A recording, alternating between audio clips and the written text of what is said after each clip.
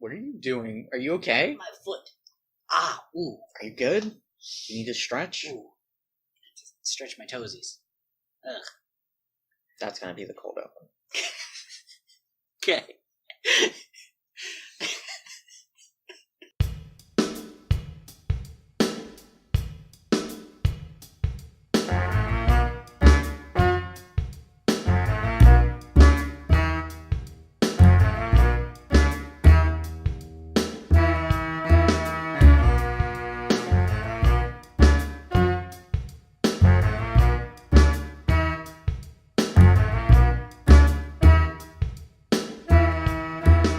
Hello and welcome to Late to School, a Sailor Moon Watchcast. I'm Lorena.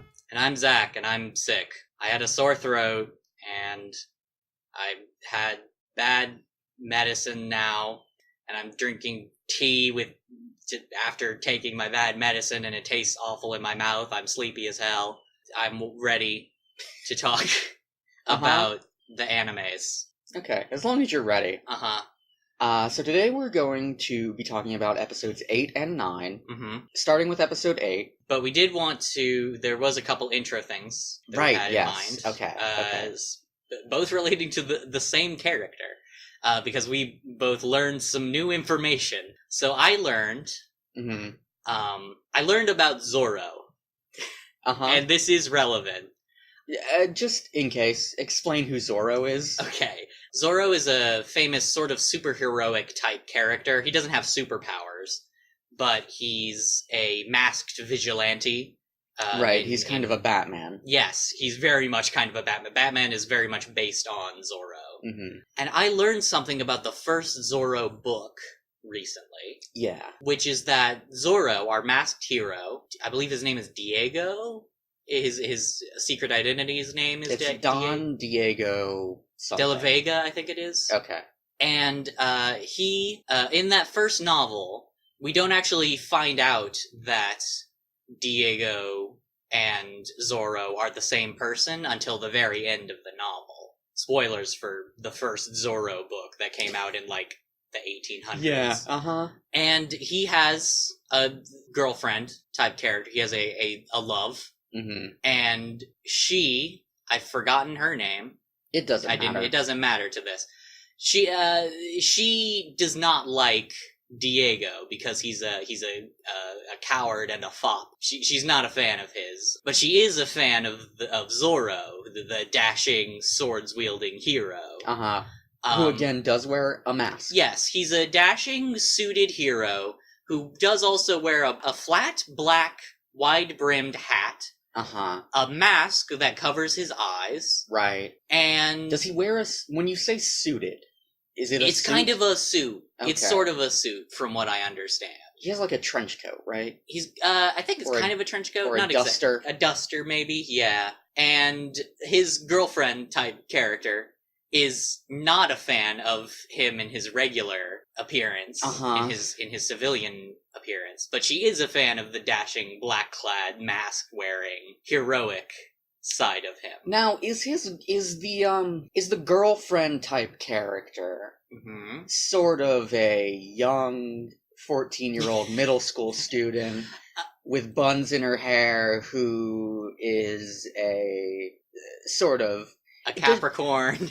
Does she fight evil by daylight and seek love by moonlight? I don't think that is an accurate description of her, but that is the comparison I drew. Okay. Although the difference, of course, as you pointed out, is that we haven't really seen Tuxedo Mask's alter ego. No. So we don't really know how Usagi would feel about him, because she has a lot of strong opinions about other characters. Right, she has strong opinions about Motoki. Yeah, Purple Pleated Pants. Purple Pleated Pants, yeah. Kind of Umino. We don't really... I don't know if she cares much about Umino, but... Usagi and Naru both sort of rightly attack Umino for his creepiness. Yes. But we don't know how Usagi specifically feels about Umino. Yeah, so we'll see how that Zorro parallel plays out. Yeah. Speaking of Tuxedo Mask, we also found something else out. If you wanna I don't know how I missed this. Robbie Daymond, the voice actor who plays Tuxedo Mask and weirdly Purple Pleated Pants Man. Yeah. Mm-hmm. He also plays a character named Sway Sway in the recent, I don't know if it's still going, Nickelodeon animated comedy in air quotes, Breadwinners. So that's just fun to me. Yeah, we were just looking up Nickelodeon shows, as one does, and who do we find? But Robbie Daymond. But Robbie Daymond. Also, kind of assumptive of you to... Have you actually seen any of Breadwinners? No, but I've seen the art style, and it looks bad. Okay. That doesn't mean it's not funny. Yeah, I guess you're right. I just know that I've seen a lot of images of the one who isn't Tuxedo Mask. Just, like, sort of mooning the camera, and that does not set a good precedent for me. No, that's fair. That's fair. Also, it's a Nickelodeon cartoon. Yeah, so... they've got it right once, and that's about it. Well, twice. Right, sure. I was counting. Counting all the Avatar franchise as sort of the same. Okay, that's fair. Anyway, you're not here to talk about Breadwinners, the Nickelodeon cartoon. Today we are here to talk about episode 8. The girl genius is a monster. The brainwashing Cram School of Horror. Good name. I know we say that every time, but good name. So this episode is very good. You like it a lot? I'm so excited. To talk about this. There's a lot of stuff I'm excited to talk about with this episode. So we open on Geiger Hell. Right. Jadeite and Beryl are talking about how much students stress themselves out. Okay. Yeah, I do want to comment on this. Both of these episodes have some very interesting opening dialogue from Jadeite and Beryl. Yes. This one is interesting because it's just Jadeite talking about how the educational system sucks. Yes. Yeah. The entirety of these characters, which I just fucking love, is that Jadeite and Beryl just exist to observe human misery and profit off of it. Yes. Like, they're just like, hey, the school system sucks, we can use that to steal energy. Yeah. I do have to wonder if there's some, and maybe we can figure this out later in the series when we've seen more of the Geiger Hell faction. Right. The gems.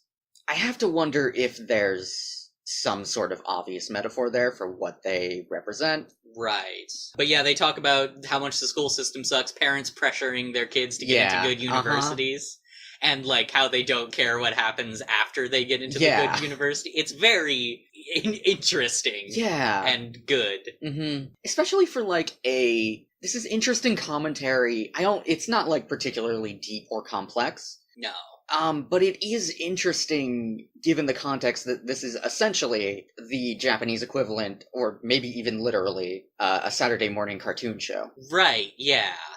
So then we cut to Usagi's house. Right. I said Usagi. Do you want to do it again? No, leave this in. Okay. Shame me publicly. We cut to Usagi's house. She's reading a magazine. Right. And laughing. Well, I think it's a manga. Or at the very least, a manga compilation magazine. Okay.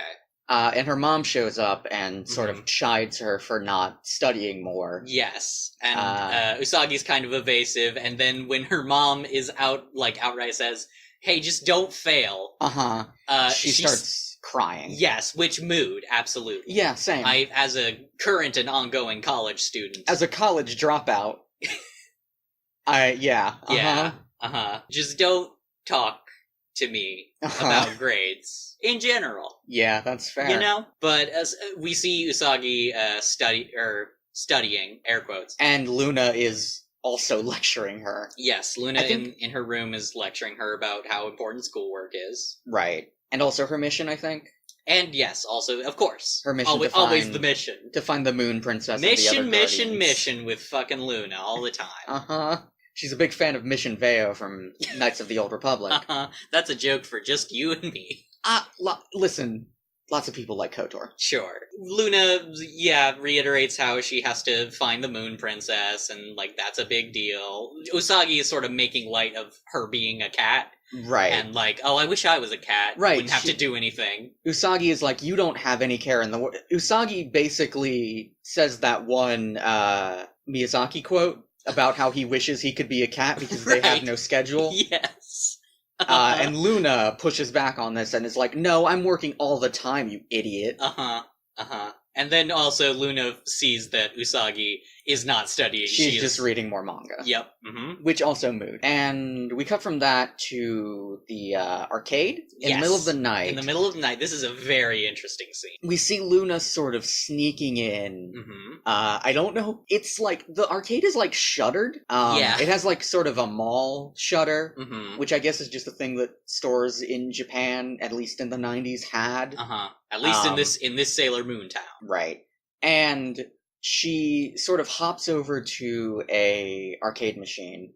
It's the Sailor V arcade machine. It is specifically the Sailor V game, which is very intriguing. Which is fun. She gives like a designation number for herself. Yeah. And then says a code phrase, which is, the rabbit on the moon is pounding rice cakes. Yes. Which is a very good code phrase. And then they have a code phrase back and forth with a mysterious voice. Right. Do you not remember the response? No, okay. But it's something about like the rice cakes are puffing up, and like, I don't. Okay. For the record, I don't know if I've said this on the show, and I'm sure everyone listening knows this already, but just in case. Usagi's name. Usagi is not a name in Japan. It just means, it's just the word for rabbit. Oh, I did know Her name that, is basically Bunny.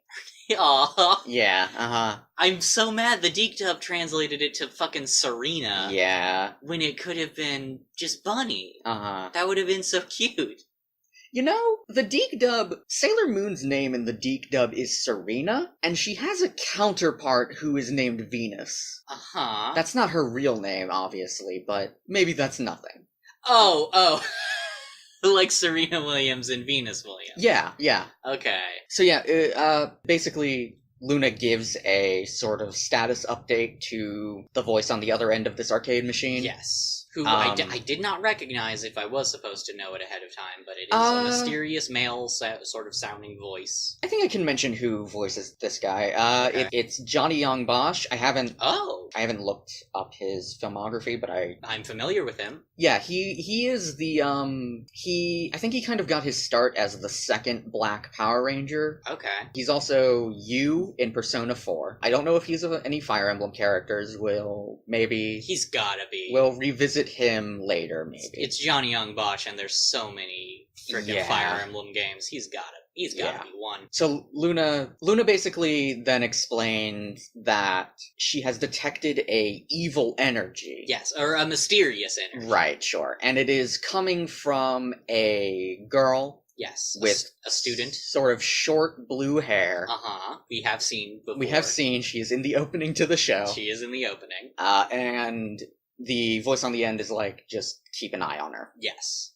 They both the voice and Luna voice their suspicions that she may be a monster. Right. And then we cut to the next day at school. Right. Where we see the grade wall. Yeah, and can I talk about the grade wall real quick? Be careful. I don't know where you're going with this. Well, here's the thing. So I was homeschooled.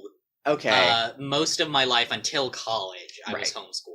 Mm-hmm. And is the grade wall real? No? Well, okay. It is real. It is specifically a Japanese. It is not a thing in United States schools. I've definitely seen it in, like, Western cartoons. Have you? I think so. Huh. I mean, maybe. My high school experience is obviously not universal, right? But I mean, it could also just be made up for plot reasons in Western cartoons. It could also be made up for anime. I don't know. It is in enough anime that I am given to believe that it probably is a real thing. Yes, it was in this and Utena. And, like, every school anime. Okay. But yeah, it seems like a bad idea. It's a very bad idea. But the exam results have been posted. Yes. Usagi failed, obviously. And her, Naru, and the girl from the exercise episode. The sort of short, chubbier one. Right. Are talking about another student who got sort of the highest grade in the class. Yes. Not only the highest grade in the class, but the highest grade in the country. Right. Which causes fucking Melvin to materialize from behind Naru. god, this scene. Okay, do you want to talk about it? I want to talk about how much I hate Melvin. What happened? What does Melvin say? Melvin says that... The girl is named Ami Mizuno. Right, and Melvin starts talking about how... They tested her IQ. They tested her IQ, and it's over 9,000. Yeah, uh-huh. And I just want to punch this fucking twerp so bad. Melvin just there aren't enough lockers in the world to shove Melvin into. Melvin sort of transcends space and time for memes. Hey, that's a good point. The internet is barely a thing in this setting. I did investigate the original Japanese, and of course Melvin does not say over 9,000 in that. He just says her IQ is 300. Okay. I think that's also impossible. The highest IQ of any human tested is 160. Okay.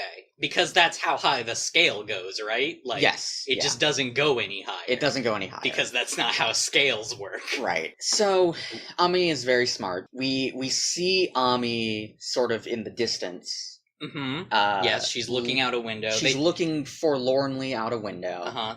They talk about how she goes to like a really fancy cram school. Right. And her mom is a doctor. Yeah, I did look up what a cram school is. It's okay, that's good because it's important to this episode. It's basically just expensive after-school classes. Okay. It actually exists in America. Really? I've never heard of it, but apparently, yeah. I know I've heard the terms cram school before. I just don't remember, before the show even. But I just don't know what the context was. It has a specific name in Japan that I don't remember, but I guess it's easy to just translate it to cram school because it's a very similar concept. Okay. But yeah, Ami goes to one of those. Yes. They start fucking bad-mouthing her also. Yes, because... Or at least Naru and the other girl do. Yes. I think Melvin joins in because fuck Melvin. Because he's a fucking Melvin. Of course he is. They basically say that she seems like she thinks she's so much better than everyone else. Right. And Ami overhears them. Yes. I guess. She looks over and towards just them. Glares at them. And they all sort of act awkwardly. Uh-huh. I noted here that Usagi is the only one who blushes when she looks over. Yeah. There, which we'll talk more about. We will. Certain things there. We will get to that, I promise you. Uh-huh. So Usagi is walking home, despondent about her grades. Right. I think she's actually, so she's talking to herself about how she's jealous of Ami. Yes. And kids with good grades in general, I think. Yes. She sees Ami in the distance, and then we see Luna sort of watching her. Luna jumps onto her. Onto her, like, her shoulder, and we hear, like, her internal monologue. And she's like, I gotta see if this is a monster. She says she can definitely feel the mysterious energy coming off this cat. Ami is nonplussed and is just sort of like, aw, cute cat. Yeah. I wish I had a cat. She gives a little pet, and Luna is very into that. Mm-hmm. But apparently her condo doesn't allow pets. Yes. And Luna gets she sort of loses herself in the moment. Yes. Because she is still a cat. But Usagi calls Luna to her side, and Ami and Usagi sort of start up a conversation over that. Ami is like, Luna, that means moon in some languages, right? And Usagi is like, yeah, most people don't know that. Which is very funny to me. Yes. There's a great bit where talking about Luna, like, jumping onto Ami. Mm-hmm. Ami says, for a second when she was jumping down onto me, I thought she was an angel. And Usagi, we hear Usagi's inner monologue saying, what a cute thing to say. Yeah, So... I feel at this point it's appropriate to mention Ami's voice actor, who is Kate Higgins. That sounds familiar. Most people will probably know her as Sakura in Naruto. Oh. She's also the current voice since, I think, Sonic Colors for Miles Tales Per Hour. Really? Okay. Yeah, What Fire Emblem game is she in? She is Lissa in Fire Emblem Awakening. Oh, good! And that's not even the one I think you'll be the most excited for. Really? Because I really like Lissa and Fire Emblem Awakening. She's good. But she is also... She is Pauline in Super Mario Odyssey. What? Holy shit. Is she her singing voice, too? Yeah. That's awesome. Yes. If you remember the Spike Game Awards where they did a live performance of Jump Up Superstar, that was her. I didn't even know that happened. I should look that up. Yeah, you should. It's good. because I love that song, and I love Ami. But Usagi inner monologues also during this conversation with Ami about how she wants Ami to tutor her. Yeah, she starts... So, Usagi is just always on the hustle. Yes! And... Gotta get that grift on. She starts thinking to herself how she can sort of use Ami to get better at school. And she makes some very good faces during this. Her thought bubble self has a little horn, a devil tail. I tried to get a screenshot of that, but Hulu doesn't let you do that. That's a shame. Yeah. But Usagi invites Ami to play video games with her. Right, yeah. At the arcade. And Luna, all this time, Luna is like, we should be careful. Yes. Because she still thinks Ami is a monster. Yeah, so they go... Usagi's like, eh! So they go to the arcade. Usagi takes Ami to the Sailor V game. Yes. Because I guess it's the only one she knows. Yeah, probably. Or it's the only one that Or it's matters. her favorite. Yeah. And is like... So Usagi starts playing the game while Ami watches and is, of course, not great at it. Yes. As we have established. But then she offers to let Ami try. Yes, and is Ami's like, it looks pretty hard. And Usagi's like, oh, I'm sure it'll... Usagi clearly thinks that she is going to be better at the game than Ami is. Yes. Which proves to be untrue. Yes. Ami starts basically racking up, like, the highest score possible. I did note down also that as we see her score going up to, like, all the way from, like, 0 to, like, 20,000. Right. We do see it hit 420. Great, good. And we also see it hit 6,900. Great, good. And that's very important to me, personally. And Great. You know, chase your bliss. A crowd starts to sort of form around Ami, excited about her high score. We see Ami sort of start to fall in a, like, existential ennui about how good she is at this video game. Well, it's at least like she is so into it that she has lost herself. Yeah, a bit. I guess she's gone into fucking Tetris mode and like none of the rest of the world exists. I guess the expression could be interpreted in yes, she's in different very ways. Stoic. She's very stoic. Yes. Worth noting, she has different eyes from Usagi. She has, like, her eyes are sort of slanted. She has sort of sad eyes, I guess. Okay. But she does realize she's late for cram school. Right, she is late for school. And, late to school. Yes. She's late to school. I'm not even going to leave your correction in. And she rushes out the arcade, dropping a bunch of stuff. Usagi tries to help her pick it all up. But Ami is in such a rush that she leaves some of it behind. Which, Motoki. Right. When Usagi tries to chase Ami out, but she gets away too quickly. And Motoki calls out to Usagi and is like, hey, she left this 3D printed save icon behind. Yeah, she left behind a red floppy disk. And he gives it to Usagi. Yes. Usagi is very disappointed that that's what Motoki wanted to talk about. Right. But Usagi does promise to take the floppy disk to Ami. Yes. And then we cut to the cram school, briefly. Right. We see Ami arrive at school. There are a bunch of students just sort of ensorcelled. It's pretty clear. Well, we don't see that yet, really. Well, I guess not. They're very intent on their computers. Yes. And we see in a window, as we look at the cram school, we see a silhouetted figure with glowing red eyes. With sort of... What do you call those type of glasses that she has? The, like, triangular... I feel like there's a name for them. There's probably a name for it. I would call them the anime glasses, because I feel like they're in every anime. I guess the teacher in Udna also has those glasses, so... The long, pointy sort of glasses. So I guess librarian glasses is what I think of them as. Yeah, and she's talking to herself, saying, your mental energy will be mine. And then we cut to commercial. And then when we cut back... So when we cut back is when we see Ami arrive in the class. Yes, she's at her computer. She sits down at her desk. She's looking for her floppy disk. Right. Her 3D printed Do they say icon. what it's called at this point? Yes. It's a crystal disk. Yes, the crystal disk. Ami doesn't have it, and she's like, oh well, it always gives me a headache anyway. I'll study better without it. The cram school teacher, who we see fully here, reminds her to use her disc. And also says that she expects great things from Ami.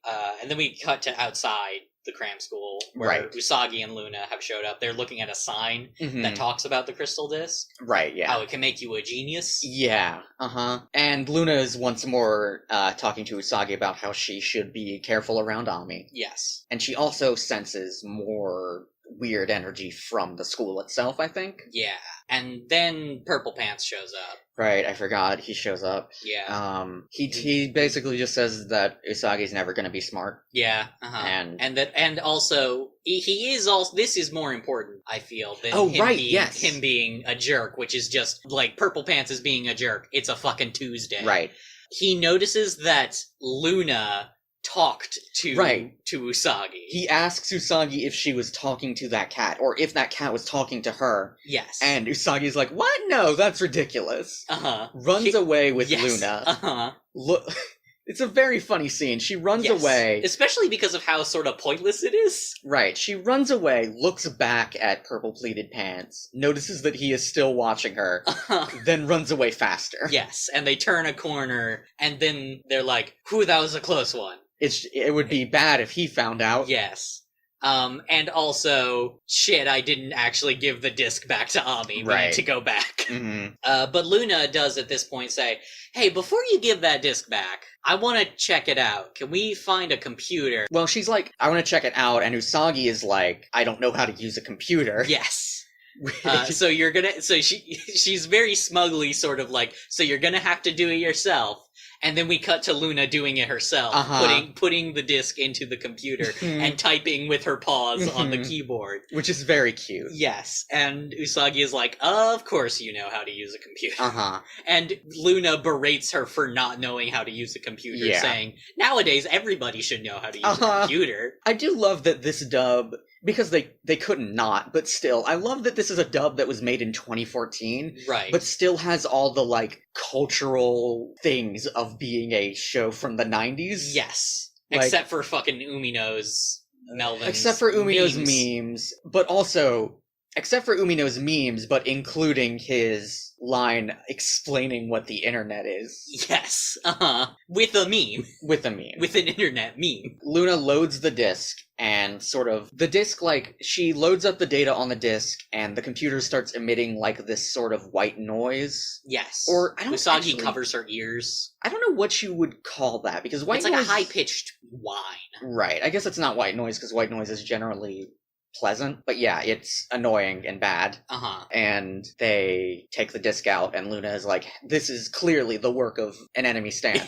This is clearly the work of the enemy. It's brainwashing. We do also hear it saying shit like, your mental energy is ours, or right, I forgot about that. I think it's like Jadeite's voice. It is Jadeite's voice, yes.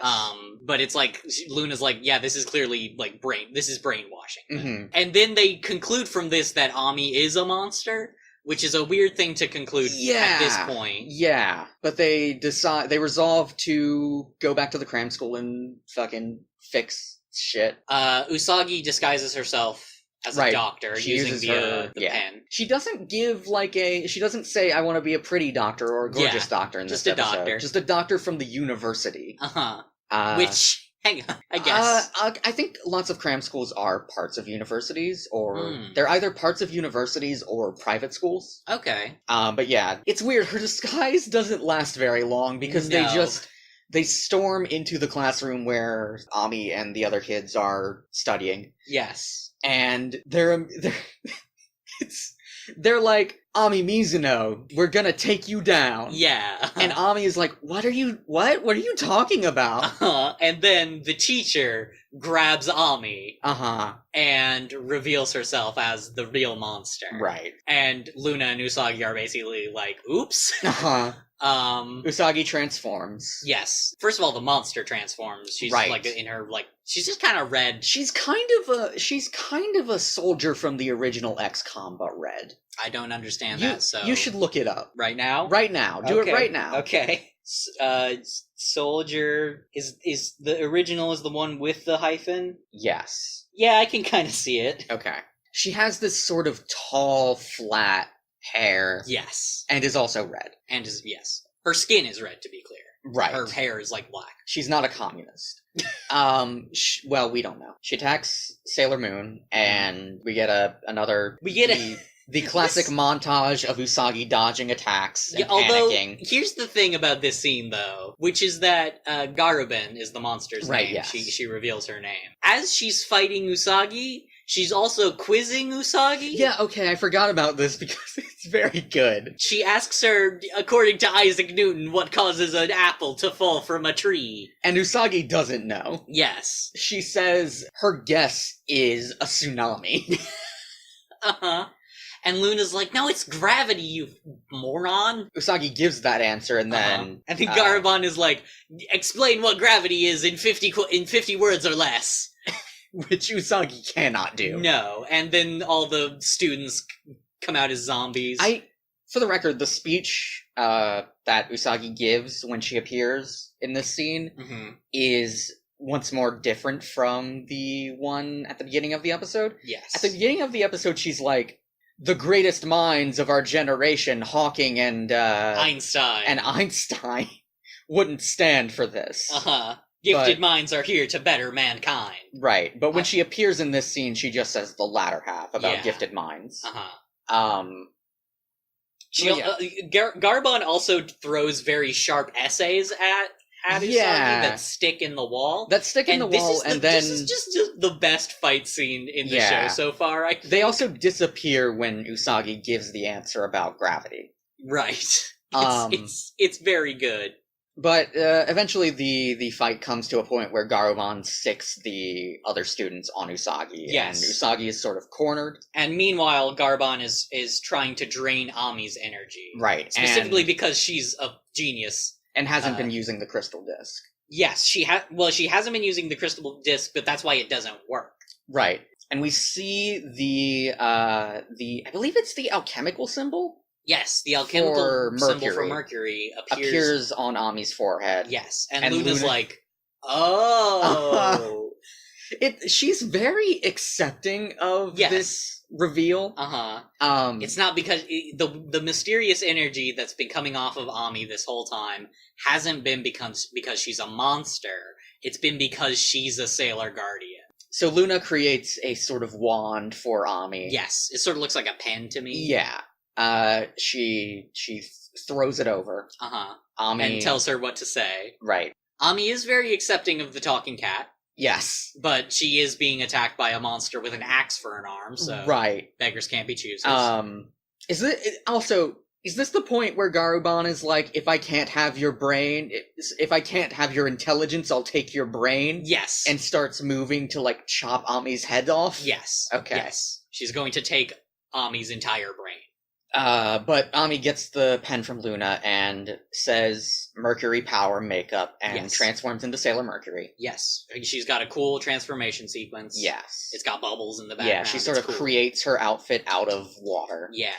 She has transformed, and Luna is like, use your bubble spray. Yes. Which is she can fucking use Bubble Beam. But it's very funny how Luna talks about this thing as if Ami should know what the fuck she means.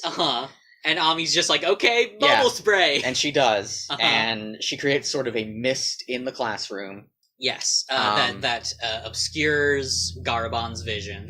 It sort of obscures everybody's vision. Yeah, Garubin starts looking for Ami. She sees Ami, attacks her, but it turns out that it's just a reflection in a computer monitor. So her axe arm is now stuck in the computer monitor. And Ami is like, Sailor Moon, it's your chance.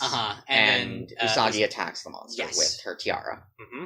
And Garubin is dead. Yep. And all the students sort of... I can't remember if we actually see them waking up or anything.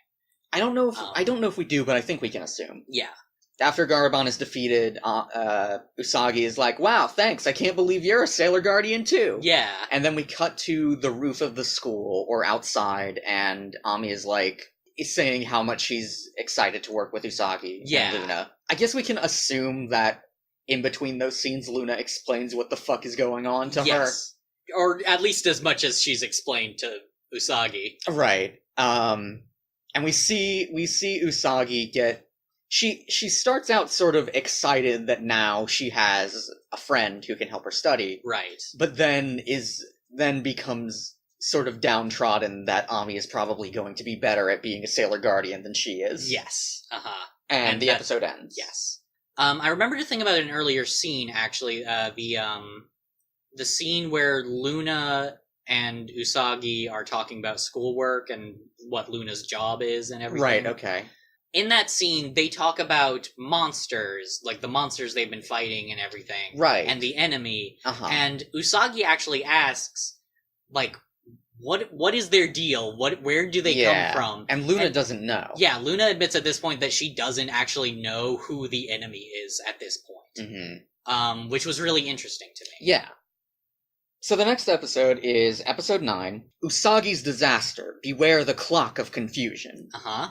And we open this episode with, once again, Geiger Hell. Yes. Another conversation between Beryl and Jadeite. And again, like I said earlier, this scene is also really interesting to me because Jadeite is basically explaining the concept of anxiety to Queen Beryl. Yes. And, like, the concept of time pressure. Yes. And talking about how humans, if they think they don't have time, they'll be extremely anxious and will rush and do things poorly. And also explains that generates more energy. When they do that, and they could harness that energy. They can absorb the energy more efficiently. So the Geiger Hell folks are kind of Sith. They just kind of feed on negative emotions. Yes. They also that's the talking about time pressure and everything could also imply that they're some kind of immortal beings. Uh-huh. Also, to be clear, I do know what Beryl and Jadeite and the Shadow People are actually called. I'm just calling them Geiger Hell people for Zach's sake. Yes. Because it hasn't been revealed what their name is yet. I also just think of the two of them as the Gems, because their names are Jadeite and Beryl. Right. They also, I think it's important to note, in this scene, they talk about there's a second Guardian. Like, they know that Sailor Mercury has showed up now. Right, yes. They also do kind of complain about those blasted Sailor Guardians. Yes, if they would have stolen so much more energy if it weren't for those meddling kids and their talking cat. But Jadeite's plan is basically to force the humans to think that they have less time than they actually have. Yes, to increase their anxieties. Right. And then we cut to a fantastic scene. So Usagi and Ami are on a date. Yes, I'm glad we're in agreement. Yes. They're out shopping in, like, the Juban shopping district. Uh-huh. Which Ami has never been to, she explains. Usagi thinks that's very sad. Uh-huh. And, like, when Usagi says that's sad, Ami says sorry, and Usagi's like, don't be sorry, I get to, show it to you. We get a very clear sense that Ami is the sort of person Jadeite was talking about at the beginning of the last episode, the kind, like, a kid whose parents only really care about their grades. Yes. And we get, like, a montage of them shopping. They try on some outfits. They try on some sunglasses. Yeah. Also, they are not in their school uniforms because it's their day off, and their outfits are very good. I didn't really take note of their outfits. Usagi is wearing, like, a sort of, pink button-up top with a, like, I don't know what, like a peasant collar, I guess is what you would call that. Uh-huh. I don't know fashion as much as I wish I did. Right. She's got, like, a pink skirt. Mm-hmm. Ami is wearing, like, a sort of blue turtleneck with a tan cardigan. Mm-hmm. Their outfits are very cute. Yeah. We see them in a bookstore or a library or something, and they both talk about how, like, they want to see what the other's favorite type of books are. And they're both aghast. Yes, Usagi is aghast that Ami's book has no pictures. Yes, and Ami is aghast that Usagi's book is all pictures. Yeah, I guess it's a manga, probably. Uh-huh. Which, that's very cute. Uh-huh. And then they go to a clock shop. They see a very busy clock shop. So Usagi notices the clock shop, and Ami is like, "Oh, I don't have any money, or I need to go home soon, or something like that." I think she actually says that, like, her parents got her a watch as a gift, so she doesn't need one. To which Usagi replies that the point of shopping isn't just to buy things. Yeah, they've been window shopping this whole time. Uh-huh. It's just fun to look around. Also, the clock shop is having a huge sale. Yes. So they go into the shop. We see a sort of, like... There's a big clock in the center. Yeah. Like a big pendulum clock. Mm-hmm. We also see, like, the store clerk, who is very obviously a villain. Yes, she's an adult woman wearing makeup. They start browsing clocks, which... So... They're more excited about this than I would have been when I was 14. I like a cute clock. Yeah, I guess. I like fair. a weird-looking monster clock that they have. Yeah. Usagi finds, like, a black cat-shaped clock and is very excited because she says it looks like Luna. Uh-huh. And it's very cute because she wants it because she thinks Luna will like it. Yeah. And she looks in her wallet and finds out that she can't actually afford it. She only has, like, 1,000 yen. Yes. And the shopkeeper fucking materializes behind her and is like, Oh, are you interested in that clock? I'd be willing to bargain. I'm the deals warlock. She doesn't, though. Does she not? I don't think she does. That's before. You described this scene. Okay. Then. Usagi observes the clock, and the clerk is like, would you like to buy it? And, mm-hmm. like, she does sort of materialize behind her. But Usagi then finds out that she doesn't have enough money. Okay. And I think the clerk is like, are you absolutely sure? Uh-huh. But Ami offers to go to Usagi's house in the mornings, right, to help her like wake up in the mornings, right, and get to school on time. Mm-hmm. Which is part of why Usagi wanted to buy a clock, because she could put like she could help her. Yeah, she could set an alarm. It would help her get to school on time, and stop being late to school. Mm-hmm. Great, thank you. Trademark. Okay. And Usagi is very excited about this and hugs Ami. And says, "Thank you so much, Ami. I love you." And Ami blushes. Mm-hmm. So this was a good scene.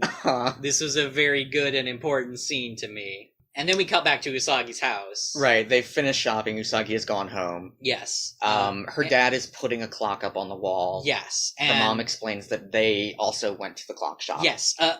Her mom explains that she went to the clock shop with Naru and Umino's mom. And Umino's mom bought 7 clocks. Which is fucking wild. That is wild. There is another wild part of this. What is it? Which is, I just now realized we have at this point established that Umino is Umino's last name. It's his surname, not his, like, given name. Right. But Usagi's mom exclusively also refers to him as Umino. Which is just very funny to me. I have to wonder if that happens, right? Like, maybe adults in Japan do just call kids by, like, they call them, like, last name Chan or something.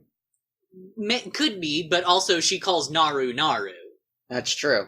So no one no one respects Umino. Yes, no one respects Umino. And they should. She says Umino's mom, whose surname is presumably Umino. Right, yes. Yeah, that's, but... her mom did buy the cat clock. Yeah. Conveniently. Mm-hmm. She bought the cat clock for Usagi. Yeah. And Usagi's very excited. She's excited because she thinks Luna will like it. And Luna doesn't like it. We cut to Luna's room, and Luna's like, that looks nothing like me! Luna complains that the clock looks shifty. Yes, it looks sinister. And she gets a sinister aura off of it. And Usagi's like, okay, whatever, I'm gonna go to the fuck to sleep. Yeah, she sets her alarm for the morning. And after Usagi goes to sleep, we see Luna just talking to herself like, do I really look as sinister as that clock? But then at night... Right. We see light coming off of the clock and sort of enveloping Usagi. We also see that happen in her parents' room. Yes, and Luna sees this happening to Usagi and is like, that's probably bad. Yeah, it's weird because she's like, that's probably bad, but then doesn't, like, destroy the clock. No, she doesn't do anything. She doesn't wake up Usagi, or we just She does. We just fucking cut to. I don't think we cut to commercial here, but there's a cut. Yeah, we do see that Luna is going to do something with the clock later, but at this juncture, she has just sort of left it. Yeah. And it's the next morning, and we see Ami. Do we see Ami? Yeah, we see Ami. She goes to visit Usagi's house, like Right. she promised. Right. She's shows going up to wake up Usagi and help her get to school on time.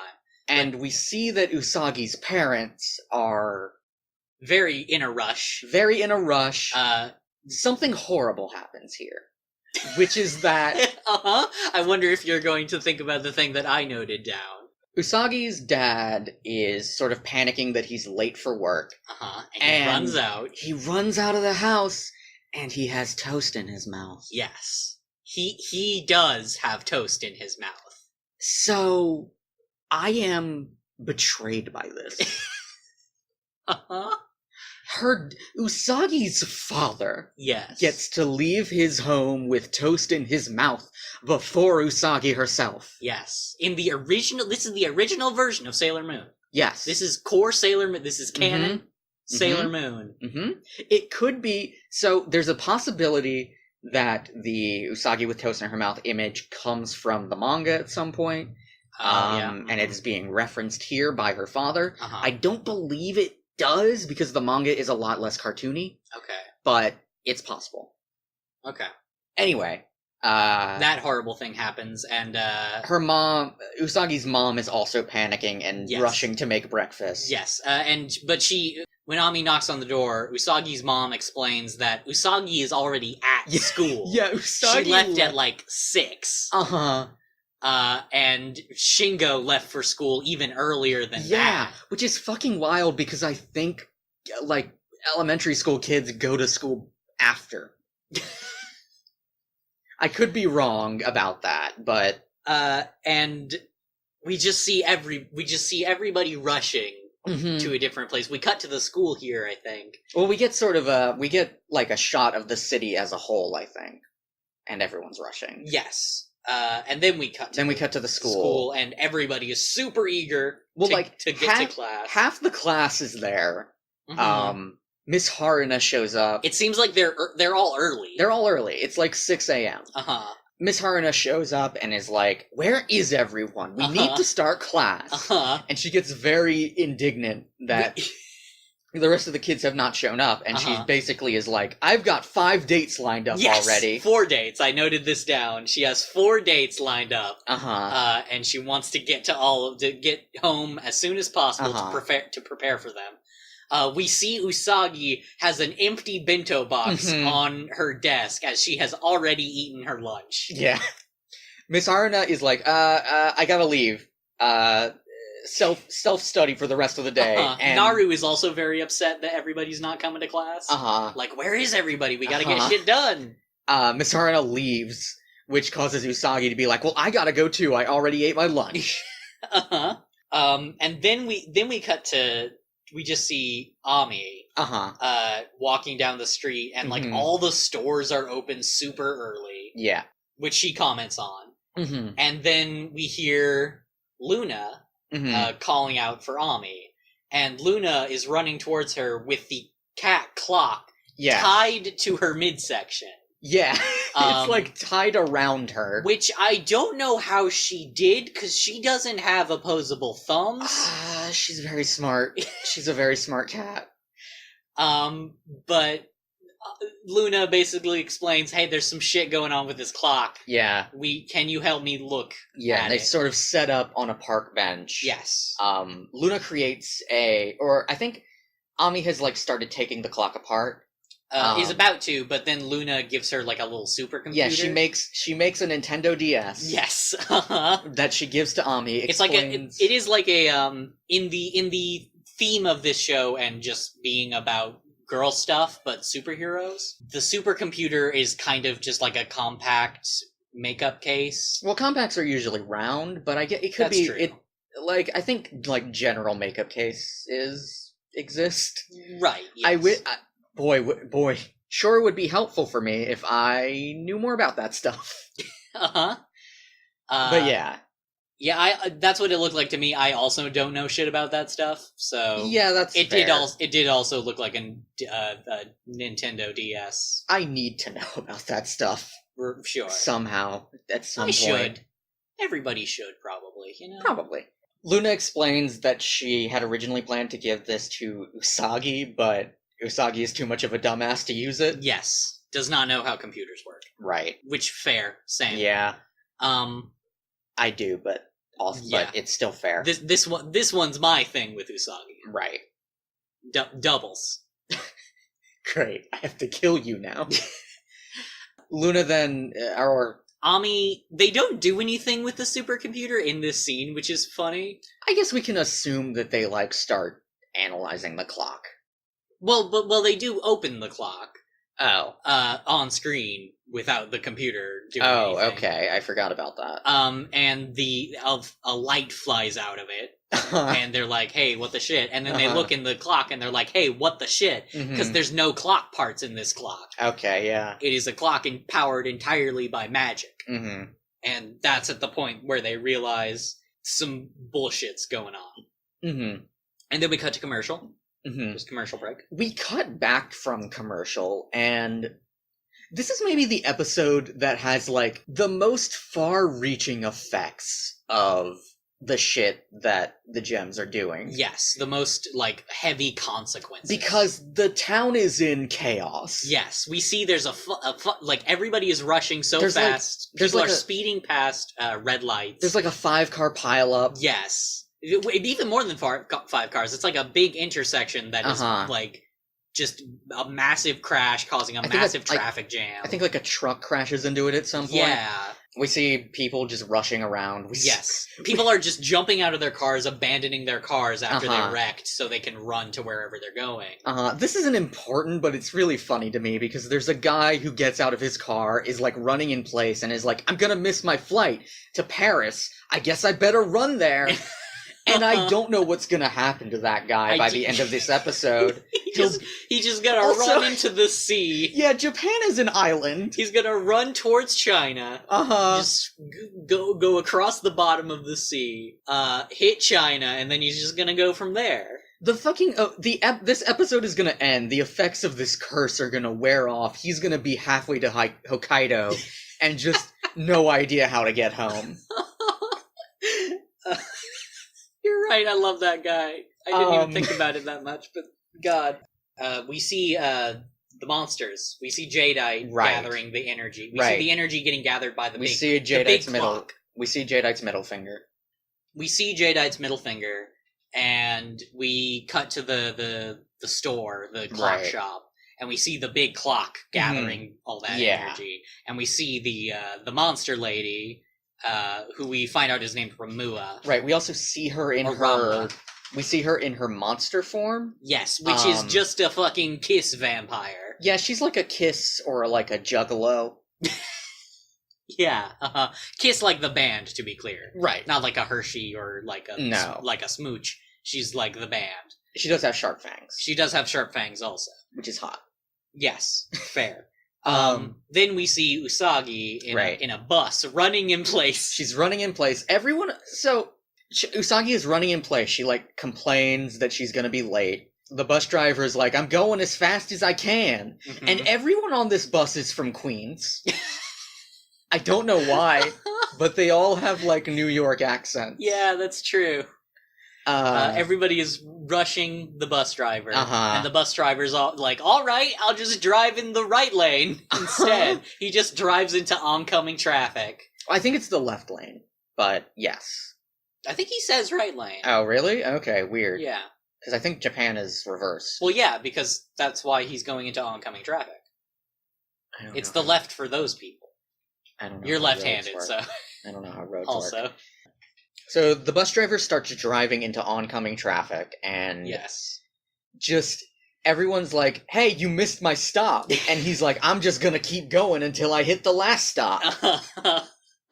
And this is a very good episode. It's good. I like it a lot. I knew I liked the first episode in this series a lot, or the one we just talked about, rather, episode 8. But looking back on this one is also extremely Yeah, good. it's a very good comedy episode. Yes. And the bus fucking crashes. The bus fucking crashes into a phone pole. While Ami and Luna are looking for Usagi, her bus crashes like a block away from them, and they hear it. Usagi gets off the bus. And just starts running. Yes, Ami and Luna find her and try to explain the situation. And Usagi is on board, but she is still under the effects of the sort of rushing curse. Yeah. So she is very eager to fight Remua and is like charging towards the fucking clock shop. The clock shop. And Luna is like, "Hey, we gotta think about this. We gotta come up with a plan." And Ami starts like trying to think about possible plans of how to get in. She's like, "We could go in the back door, but they might expect that." And Usagi the whole time is just like, "Gotta go. Yes, we'll just go through the front door." She goes Moon Prison Power makeup. It's very good. I wish they had sped up the transformation sequence for this, but they didn't. Would be very funny. She transforms. Mercury transforms.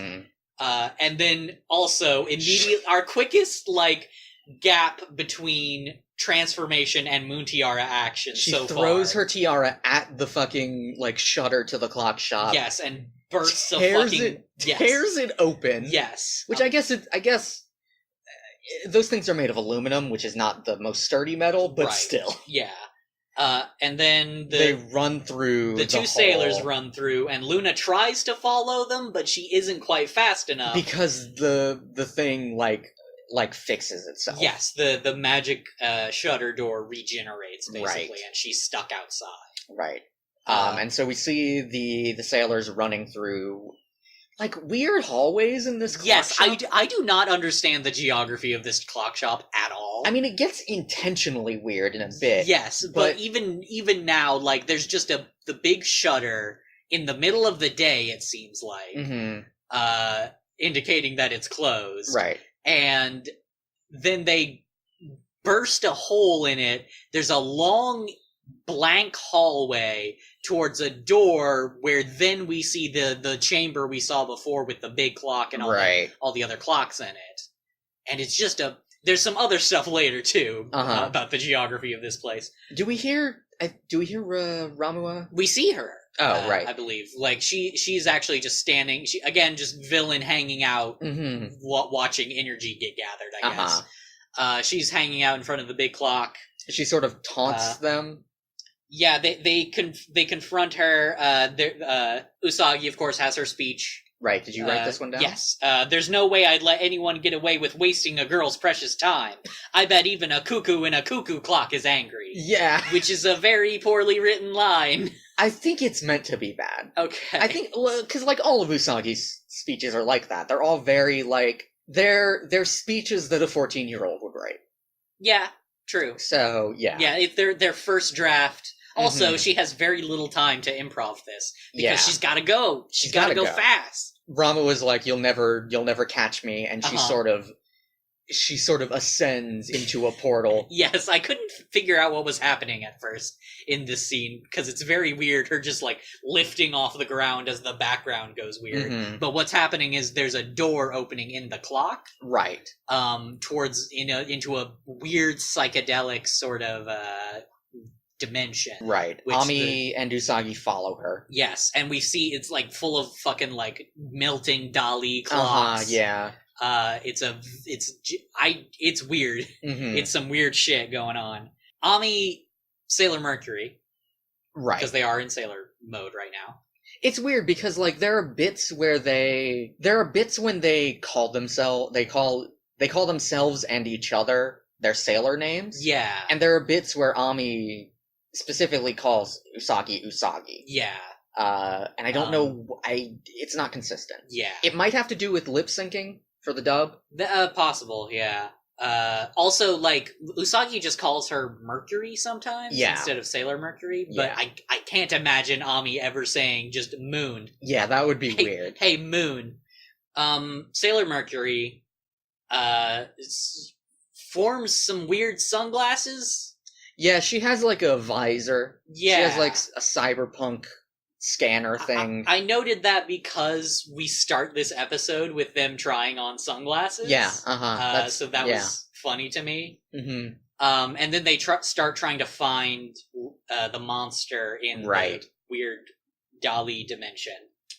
We have a cut here, I think. Yes, I believe we cut first to Luna, who's just sort of reiterating, like, I hope you guys are doing okay, because I can't help you right And then now. we cut to Tuxedo Mask. Yes. Appearing in the store in a big square window that is just open above the door that the sailors entered from. Yeah. That has no other corresponding windows in this building. Yeah.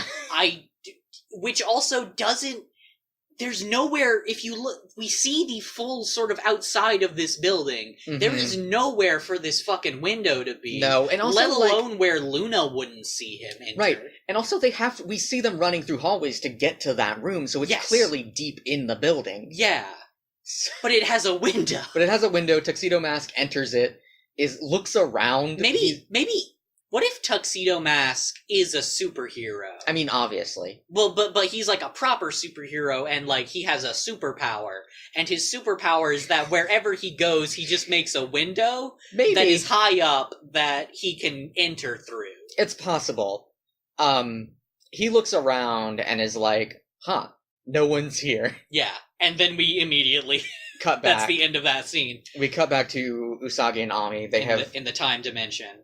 They've entered like sort of a sub area of the time dimension. They try to Usagi Remua actually like has a disembodied voice. Is like taunting them. It's like, "Oh, you'll never catch me." She's goading them. And Usagi like starts storming in a direction. Yes, and also yelling at sort of the ceiling. I guess. Quotes. Because this is a weird psychedelic blank space. Basically. Yeah, Ami is like, "Hey, be careful," and Usagi starts, like, de-aging. Yes, she regresses into, like, a small toddler in a sailor uniform that is fucking adorable. Ami pulls her back, and she reverts back to her, like, real age. And they figure out that time is just fucking weird in this dimension. So, like... Usagi's very worried that she could wind up in a spot where she just ages up super fast into a very old Sailor Guardian. But Ami figures out a way to track the monster. Right. She's 76% sure that she's that way. So we see... So, this is the thing I want to point out. She is tracking the monster using her supercomputer. Yes. And the supercomputer has a random reference to Robocop on it. Is that what that reference was? Yeah. I saw that. I don't remember the specific text of what it says. Is that... No, I don't. But it's something like, there's like a list of rules, and one of them is like, obey the law. Yeah, it says like arrest mode, and then... Arrest mode, yeah. There's a list of rules, it's like obey the law, serve and protect. Yeah. Was that in the original... Yeah, because it's just text. It's just English text on her computer. So that was in the original. Yeah. It was just, okay, so what, okay, that makes sense to me now, because in the original context of the Japanese version of the show, that would have just been, as far as most of the people watching, gibberish that was in a different language's script. Right. So most people it would be like an Easter egg that most people wouldn't catch. Yeah. But in the English version, it makes no sense. It makes that scene very weird. But she does track the monster to a specific point in the weird clock dimension. Right. And Usagi tries to charge Remua, but collapses onto her knees because her energy has run out. Yes, she is running out of energy completely because her anxiety is so off the charts. Which mood? Ami tries to attack Remua to make up for Usagi, but Remua like stops time. Yes, she stops time for Sailor Mercury specifically. Yeah. And then like Remua has this fucking staff that is also she has like a glaive. She has like a knife. Yeah, she has like a knife tied to a big stick. And literally, like, fucking cuts Usagi on the face. Yeah. It's a very shallow cut. It's a very shallow and small cut. She could have probably just killed Usagi right there. Well, she explains to Ami, like, I'm gonna make you watch as I make Sailor Moon writhe in pain. Yes, make her suffer. Mm-hmm. And Usagi screams, and we cut back to the shop where Tuxedo Mask seems to hear Usagi scream from inside the clock. He notices the clock and is like, throws his rose. Yes, throws a rose at the face of the clock and shatters it. Right, and causes all the energy to sort of be released. Yes, and Usagi gets her energy back.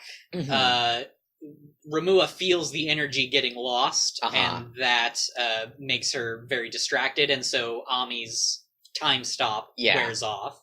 And so Ami bubble sprays Remua, and the sailors find her by the like glint in her eyes through the mist, and Sailor Moon Tiara actions her to death. Right. And when she dies, she gets hit and dusts, of course.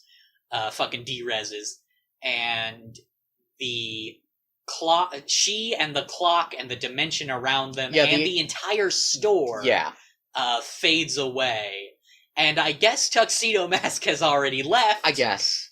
Because we cut to the outside and we see Luna watching as the store fades away, and all that's left is the two sailors who are just there now. And then we move into the denouement. Right. Ami and Usagi and Luna are just sort of walking on the sidewalk back home. And Naru comes up behind Usagi and seems to still kind of be in rush mode.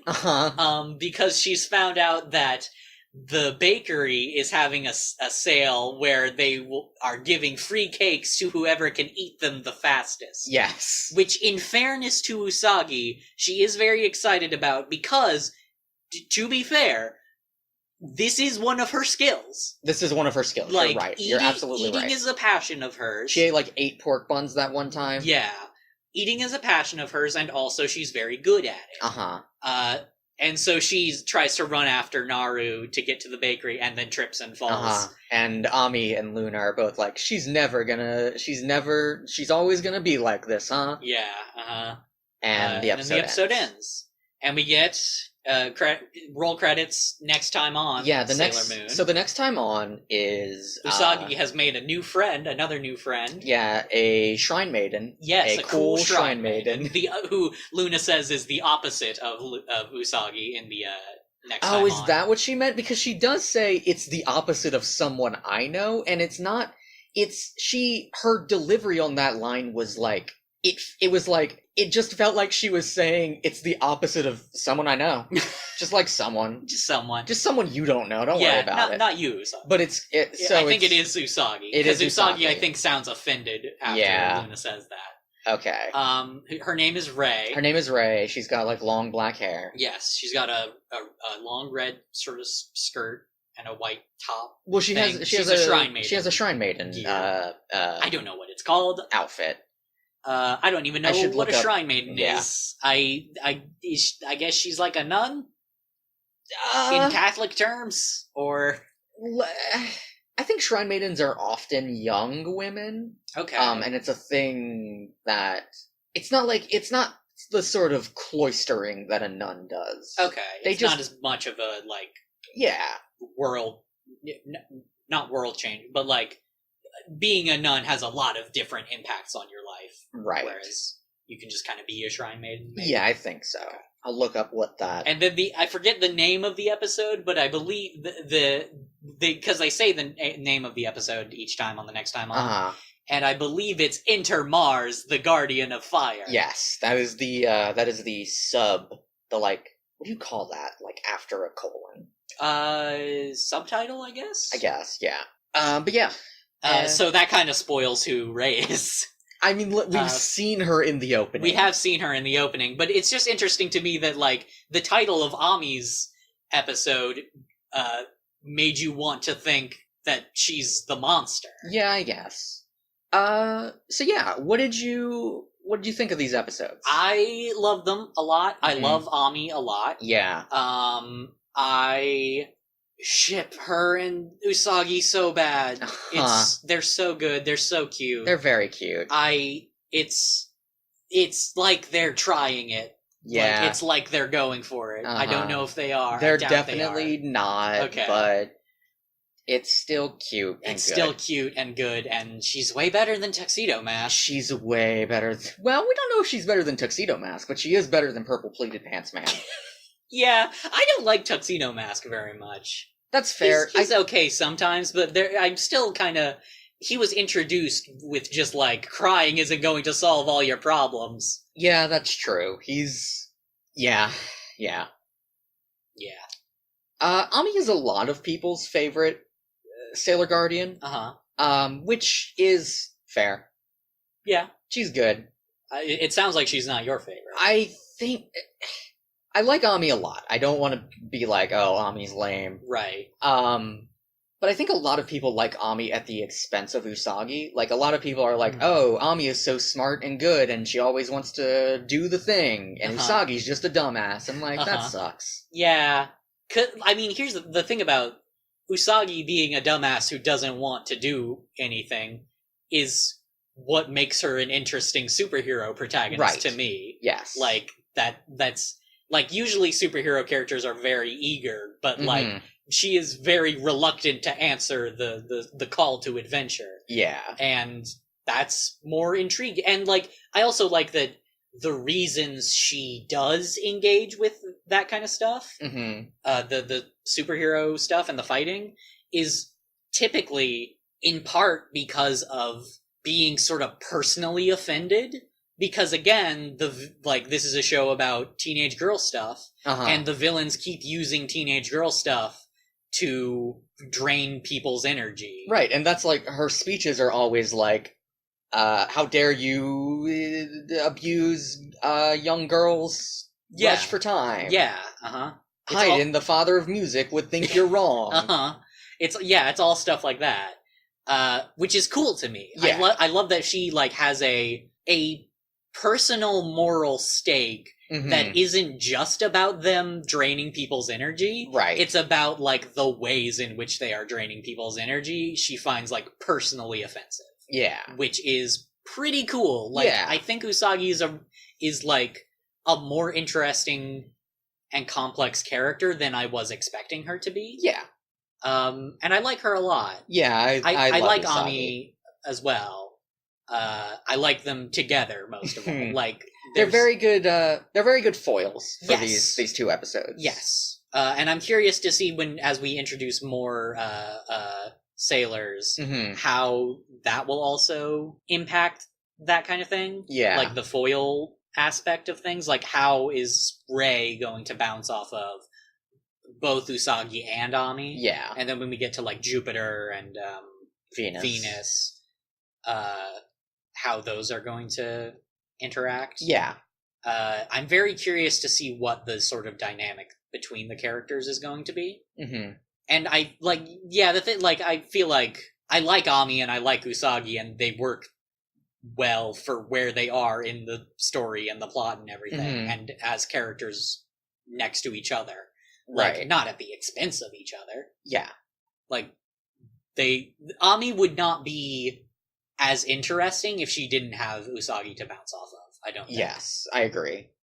But I really like those episodes. They were also just, like, really good episodes, I found. Yeah. Like, I also love getting more of Sailor stuff. Getting information, like, Luna doesn't know who the fuck the gems are. Luna has the Sailor V video game has a person in it. Right. Also, it's Cabinet Man. Luna doesn't even know Queen Beryl exists, I think. She just knows about Jadeite. I don't even remember if they know Jadeite's name. Yeah, I can't remember if he said it. They know Jadeito. They know Jadeito. But yeah, they just know there's an enemy that is making monsters that is draining people's energy. Yeah. And that's really interesting to me. Yeah. And I like we learn more stuff about, like, just how sailors work a little bit. Do we? Not very much, but like Sailor Mercury is just much like Usagi is just a sailor. like Right. automatically, Right. and it's unclear why. Mm-hmm. Like, are they born sailors? Are they reincarnations of something? She has that like glowing symbol on her head, which we've never seen exhibited with Usagi. No, because I don't know if there is one for the moon. And like an alchemical symbol for the moon? I think there is. Okay. I believe there is. But I think there's like an alchemical symbol for most like major celestial bodies. Okay.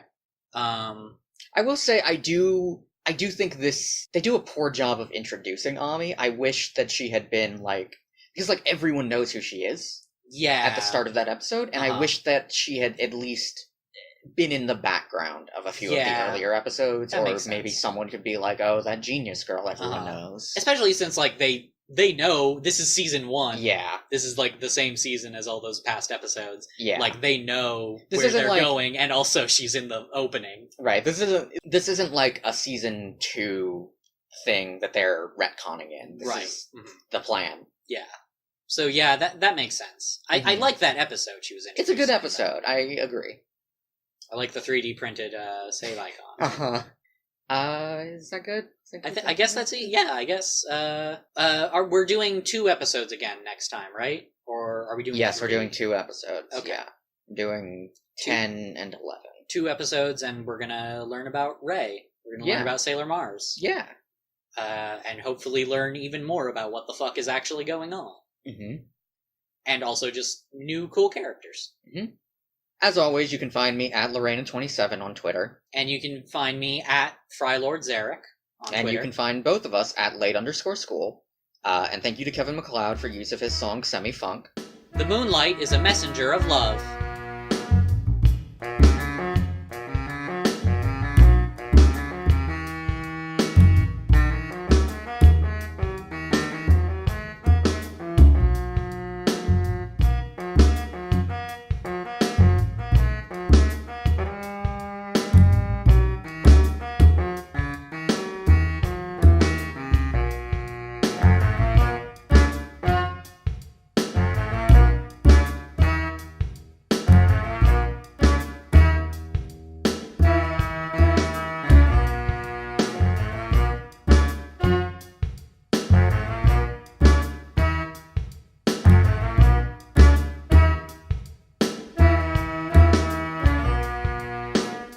So then we cut to Usagi. I keep calling her Usagi. I don't know why. I didn't even notice that time, but do it again, actually. We cut to Usagi. Fuck me. What was that? I'm just clapping. Okay. My tea doesn't taste bad anymore. That's right. Are you drinking tea? Or did you just drink tap water like a barbarian? It's fine. God. How do you imagine? You aren't like you. This isn't an insult. You're not middle class. I'm not. You're not upper class, and you're also not middle class. No. So why don't you like tap water? Because it tastes bad. Okay. It's a bad taste. If it's good enough for your dog, it's good enough for you. That's not true of anything. It's not. I'm not gonna eat their food. I knew a dude who ate dog treats as like a snack once. I mean, there's some you can. Mm-hmm. Just not a lot would taste good. I don't want a meat-flavored cookie. Yeah.